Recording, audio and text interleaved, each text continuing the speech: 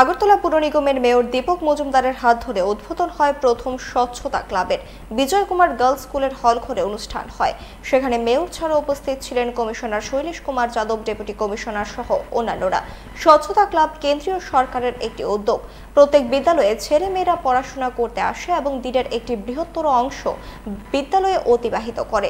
তাই স্বচ্ছতা এবং স্বাস্থ্য সম্পর্কে অবগত করার একটি উপযুক্ত জায়গা হলো বিদ্যালয়। সেই ভাবনা থেকে এই উদ্যোগ।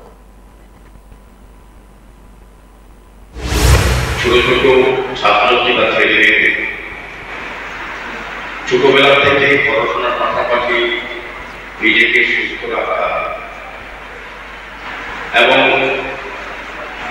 নিজের বাড়ি, নিজের বিদ্যালয় এবং নিজের শহর, নিজের সমাজ এবং রাষ্ট্রকে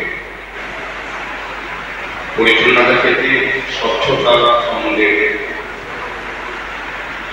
সচেতন হওয়া, সেই বিষয়ে ভারত সরকার চিন্তা করেছে এবং আমাদের রাজ্য সরকার উদ্যোগ গ্রহণ করেছেন এবং আগরতলা পৌর নিগম সেই বিষয়ের উপর গুরুত্ব দিয়ে প্রতিটি বিদ্যালয়ে স্বচ্ছতা বা স্যানিটেশন ক্লাব